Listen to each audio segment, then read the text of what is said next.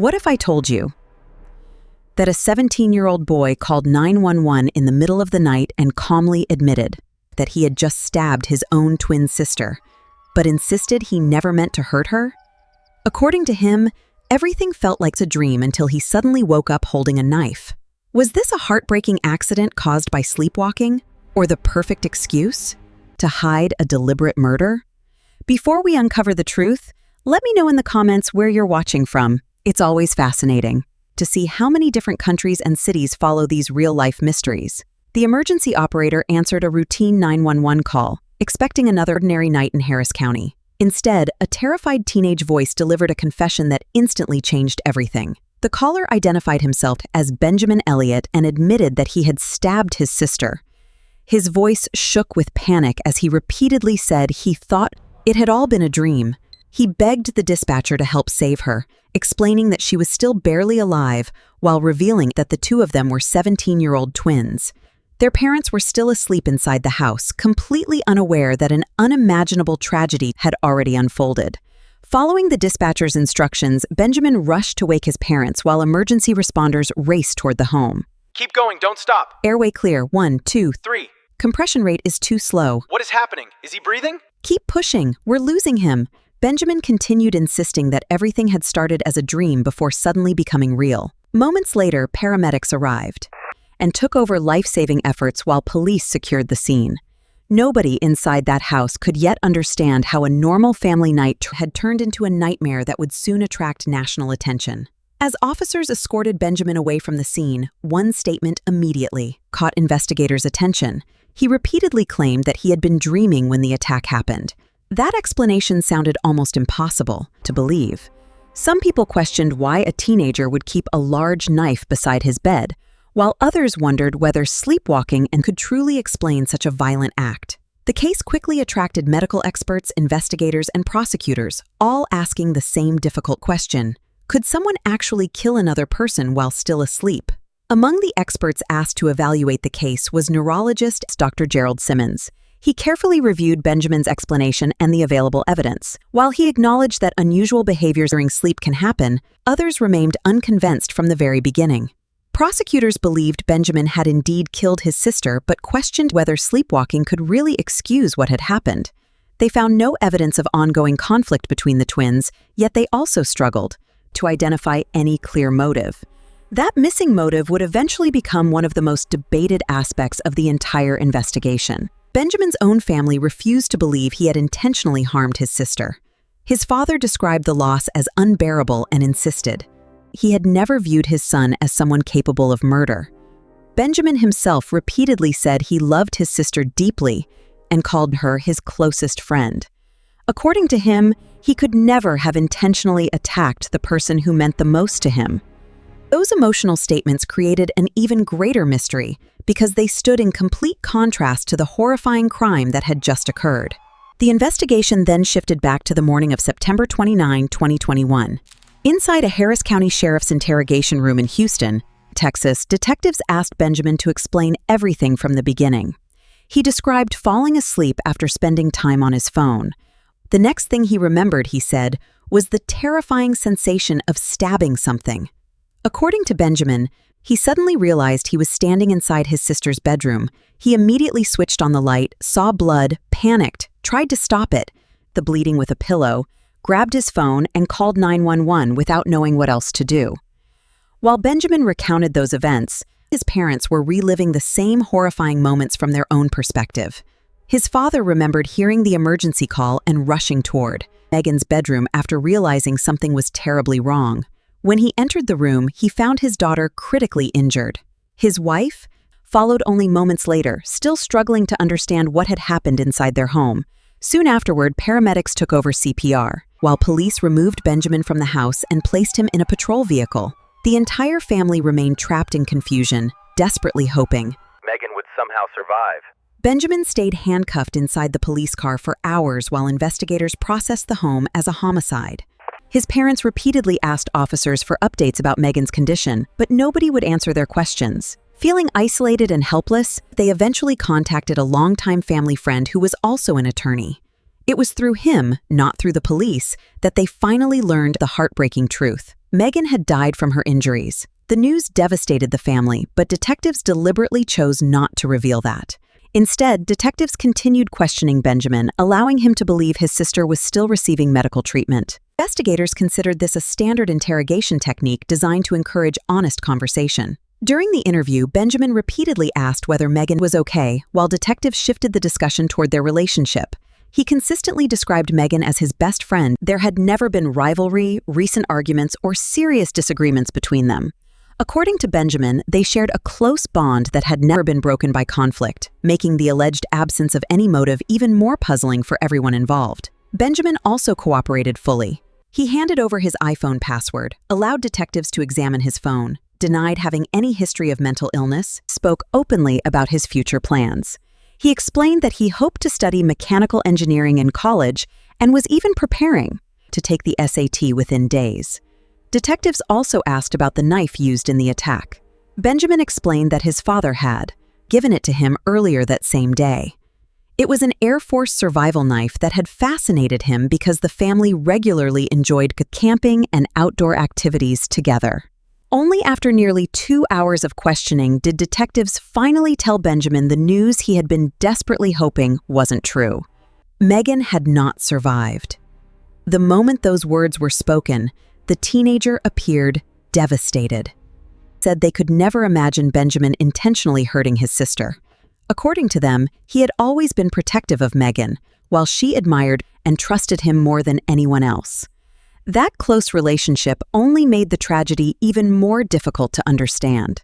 Family friend Drew Whitaker described Benjamin as a quiet, intelligent teenager with a passion for engineering, while Megan was known for her creativity, poetry, and artwork. She had been diagnosed with autism as a child. Whenever Megan felt uncomfortable in social situations, she often stood beside her brother because she felt safe around him. Friends never saw Benjamin become frustrated by that responsibility. Instead, they believed he genuinely cared for his sister and took pride in looking after her. Benjamin's parents also recalled that life had seemed unusually hopeful in the weeks leading up to the tragedy. Their oldest daughter had already left for college, while Benjamin and Megan were beginning to plan their own futures. The twins had toured different universities, and Megan had started becoming more confident. She was making friends online, expressing herself through art, and even sharing her drawings on her own YouTube channel. From every outward appearance, the family believed both teenagers were looking forward to the next chapter of their lives. The evening before Megan's death had been completely ordinary. Benjamin and his father spent hours playing video games together. During one of those games, Benjamin noticed a military-style survival knife that looked similar to one his father. Michael decided to give the knife to his son that very day. At the time, it seemed like a harmless gift for someone who enjoyed camping and outdoor activities. Looking back afterward, however, Benjamin's father couldn't stop wondering whether that single decision had unknowingly changed his family's future forever. Investigators searched for any evidence that the twins had argued or that something unusual had happened before everyone went to bed. They found nothing. There were no reports of conflict, no witnesses describing tension between the siblings, and no obvious reason for violence. Yet the physical evidence presented investigators with another troubling discovery. During the autopsy, medical examiners determined that Megan had not been stabbed just once, as Benjamin initially believed. She had suffered 2 stab wounds. Only then did Benjamin begin responding emotionally after what everyone described as an overwhelming period of shock. The Elliott family knew they could never return to living normally inside the same house. They moved into Kathy's mother's home, while Benjamin became terrified that he might unknowingly hurt someone else if he fell asleep again. His parents shared that fear. For the first few nights, they barely slept themselves. They even installed an alarm on Benjamin's bedroom door, so they would immediately know if he left the room during the night. The entire family was living with constant anxiety. What had happened could somehow happen again. Because Benjamin's attorneys advised everyone not to discuss the night of Megan's death with him, his parents never directly asked the question that haunted them most: why? Kathy initially feared that her son would be suffering from a severe mental illness. Her own father had been diagnosed with schizophrenia, making that possibility even more frightening. Benjamin's lawyers shared similar concerns and arranged for an extensive psychiatric evaluation. Instead of diagnosing schizophrenia or bipolar disorder, psychiatrists concluded that Benjamin showed no signs of either condition. They began wondering whether Benjamin had actually been sleepwalking when the stabbing occurred. Although the idea sounded unbelievable, Benjamin had repeatedly described the attack as feeling like a dream. His attorneys also knew that sleepwalking had successfully been used as a legal defense in rare criminal cases before, making the possibility impossible to ignore. To explore that possibility, the defense contacted neurologists. Even he admitted that his first reaction was one of deep skepticism. Cases involving violent acts during sleep are exceptionally rare. He wanted scientific evidence before reaching any conclusions. Dr. Simmons decided that the only responsible approach was to conduct detailed sleep studies to determine whether he suffered from a sleep disorder known as parasomnia, a condition that includes behaviors such as sleepwalking while. His attorneys revealed that there were several incidents suggesting exactly that. When Benjamin was around 10 years old, his older sister once found him wandering through the house while still asleep. On another occasion during a childhood sleepover, "Benjamin, hey, wake up." Are you okay? You fell asleep with a donut. Wah. What happened? Where am I? "It's all right, you're at the sleepover, you just passed out," and genuinely had no idea how he had ended up there. Those stories immediately caught the doctor's attention because they suggested a pattern stretching back years rather than an excuse created after the tragedy. As Dr. Simmons continued gathering Benjamin's medical history, he uncovered something else that made the sleepwalking theory more believable. Other members of the Elliott family had experienced similar episodes over the years. Benjamin's uncle had reportedly sleepwalked as a teenager, sometimes wandering into unusual places around the house without remembering it afterward. Kathy also recalled that one of her relatives once walked out of the house while asleep and later woke up alone in the woods during a thunderstorm. According to Dr. Simmons, a family history like this could significantly increase the likelihood of inherited parasomnia disorders. To investigate further, Dr. Simmons conducted 2 separate overnight sleep studies approximately 6 weeks apart. Benjamin was connected to numerous monitoring devices that recorded his brain activity, breathing, heart rate, and body movements throughout the night. Although Benjamin never actually sleepwalked during either study, the tests revealed something important. Dr. Simmons diagnosed him with obstructive sleep apnea, a condition that repeatedly interrupts normal breathing during sleep and can disturb the brain's natural sleep cycle. In his opinion, that disorder could potentially trigger episodes of parasomnia. The doctor then focused on Benjamin's brainwave patterns. He explained that sleepwalking most commonly occurs during slow-wave sleep, one of the deepest stages of sleep. During the laboratory studies, Benjamin entered that stage remarkably quickly. Only 11 minutes after the lights were turned off, he had already reached slow-wave sleep. Dr. Simmons believed that finding was especially significant because, on the night Megan died, Benjamin's phone activity suddenly stopped, and less than half an hour later, he was calling 911 in a state of complete panic. According to Dr. Simmons, Benjamin's ability to enter deep sleep so rapidly meant it was medically possible for a sleepwalking episode to have occurred during that short gap in time. He never argued that Benjamin was innocent because he had not caused Megan's death. In fact, he openly acknowledged that Benjamin was unquestionably who stabbed his sister. His conclusion was different. He believed the stabbing happened during a parasomnia episode, meaning Benjamin was acting without conscious awareness or voluntary control and therefore never intentionally chose to attack Megan. Those findings shocked Benjamin's parents. While they wanted answers, they never imagined doctors might conclude that sleepwalking played a role in their daughter's death. The possibility frightened them.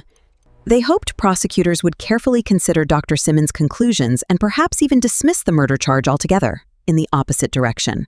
In April 2023, roughly a year and a half after Megan's death, a grand jury formally indicted Benjamin Elliott, who was now 19 years old, on a charge of first-degree murder. Prosecutors made it clear that they did not accept the sleepwalking explanation. Leading the prosecution were Megan Long and Maroon Kutani. Long had previously handled another homicide case involving a defendant, who also claimed to have been sleepwalking, and she had successfully secured a conviction. That prior experience made her even more skeptical of Benjamin's defense. Although prosecutors acknowledged that sleepwalking exists, they questioned whether Benjamin's family history truly supported the defense. Their own sleep expert emphasized that inherited sleepwalking is generally more convincing when it involves first-degree relatives, particularly parents. Since neither Benjamin's mother nor father had a documented history of sleepwalking, prosecutors argued that the family stories described by the defense were not strong enough to prove Benjamin had experienced a violent parasomnia episode on the night of the stabbing. To challenge the defense, we need to bring prosecutors hired psychologist and sleep consultant Dr. Mark Pressman. After reviewing the available evidence, he reached the exact opposite conclusion. Dr. Pressman argued that Benjamin was not sleepwalking when Megan was killed. In his view, aggressive behavior during sleepwalking usually limited to instinctive reactions when someone physically interferes with the sleepwalker. Those reactions often involve pushing, not carrying out a sequence of deliberate actions with a weapon. Dr. Pressman also focused on the knife itself. Before it could be used, the knife had to be removed from its sheath, something he believed required conscious thought and purposeful movement rather than unconscious behavior. He also questioned Benjamin's ability to remember specific sensations from the attack. Benjamin had told detectives that the first thing he remembered was the feeling of stabbing something. According to Dr. Pressman, genuine sleepwalkers typically cannot recall events with the level of detail after waking, making Benjamin's memory inconsistent with a true parasomnia episode. Dr. Simmons strongly disagreed with those conclusions. He argued that Benjamin had never claimed to remember every detail of the attack. Instead, he had simply described brief fragments of memory that returned after waking. Dr. Simmons believed that if Benjamin had been inventing the sleepwalking story merely to avoid responsibility, claiming total memory loss would have been a much easier strategy, something Dr. Simmons interpreted as an effort to tell investigators the truth rather than fabricate an excuse. Despite those conflicting expert opinions, prosecutors believed the medical debate alone would not convince a jury. They still had to explain why Benjamin killed his sister if no motive could be identified. Investigators never found evidence of serious conflict between the twins. Prosecutors therefore shifted their focus toward the physical evidence collected at the scene, believing the forensic findings would tell a more reliable story than competing medical theories ever could. Medical evidence showed that one of Megan's stab wounds was approximately 4 inches deep and had severed both her carotid artery and jugular vein. Prosecutors argued that if Benjamin had immediately pulled the knife out after stabbing her, investigators should have found significant blood spatter throughout the bedroom. Instead, the evidence suggested a pillow had been pressed against Megan when the knife was removed.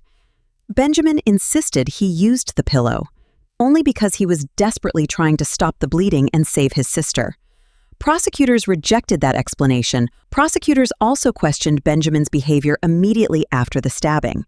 They argued that instead of shouting loudly for his parents the moment he realized what had happened, he quietly called 911 first. During the emergency call, according to the prosecution, Megan had already died within minutes because of the severity of her injuries, meaning there was little chance she was still alive when emergency responders arrived. To them, Benjamin's actions after the attack appeared inconsistent with someone who had just awakened from a terrifying sleepwalking episode. Investigators also pointed to Benjamin's language during the police interview. When detectives asked where his phone was, he replied that it was our scene instead of simply saying it was at his house or in his bedroom. Prosecutors believed that wording reflected a surprisingly calm state of mind for someone who had supposedly just awakened to discover he had unintentionally killed his sister. They also highlighted how composed Benjamin appeared throughout much of the interrogation, arguing that his behavior did not match what they expected from someone experiencing overwhelming shock and confusion. Another point raised by prosecutors involved Benjamin's comments about Megan's mental health. During questioning, he mentioned that his sister had struggled with depression in the past. To the prosecution, that statement suggested the Elliott family might not have been as perfect as everyone claimed. Benjamin's attorneys strongly rejected that idea. They argued investigators never uncovered any evidence of abuse, family conflict, or hostility between the twins. In their view, Benjamin had absolutely nothing to gain from harming the sister he loved, while he stood to lose everything he cared about if she died. Before the case reached trial, prosecutors offered a plea agreement that would have resulted in a 30-year prison sentence. Benjamin refused the offer and chose to fight the charges in court.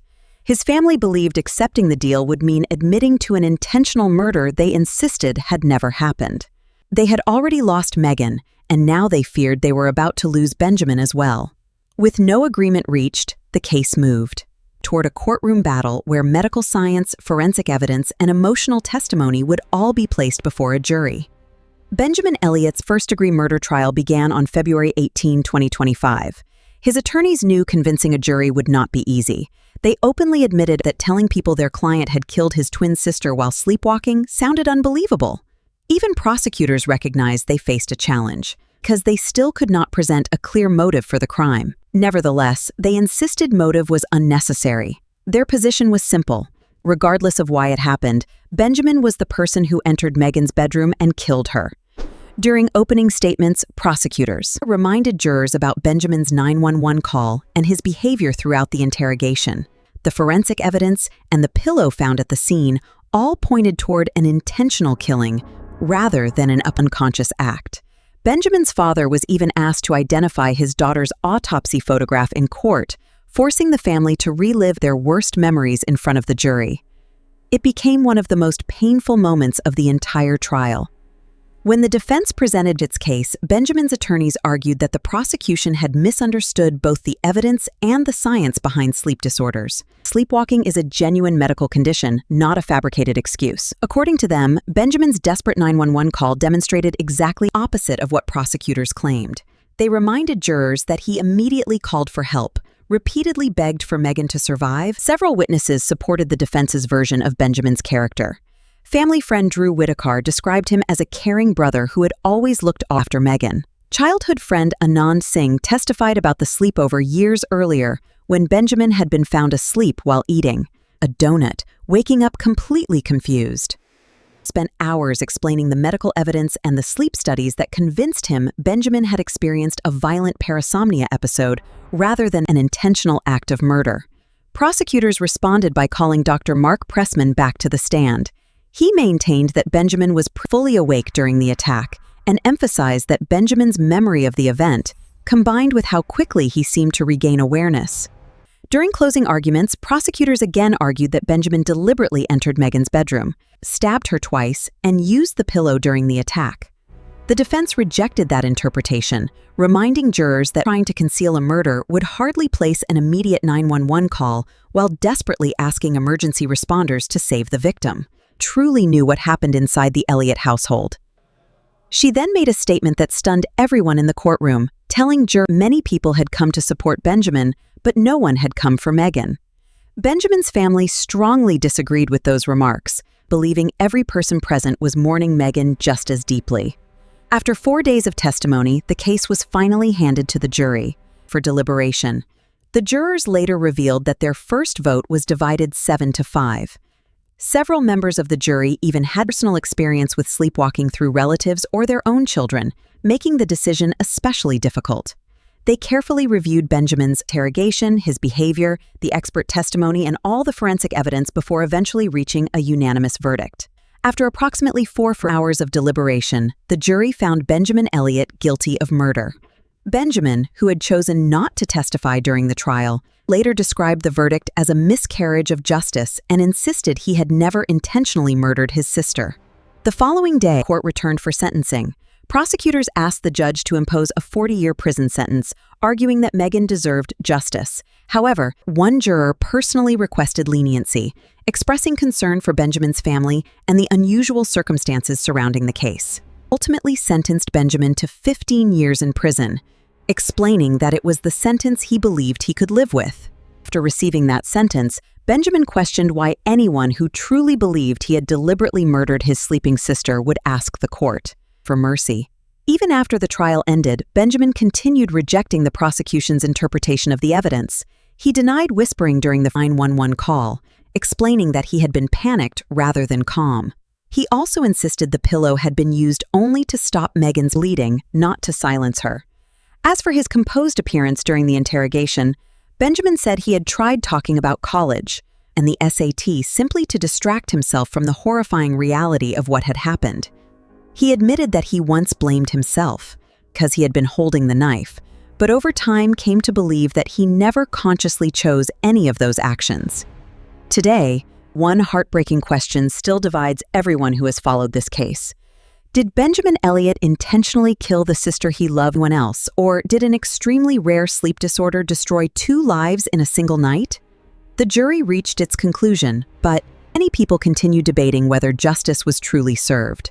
One thing, however, is beyond dispute. Megan Elliott lost her life. Benjamin lost his freedom, and an entire family was left carrying a tragedy that will never fully disappear. Make sure to subscribe and turn on notifications so you don't miss our next.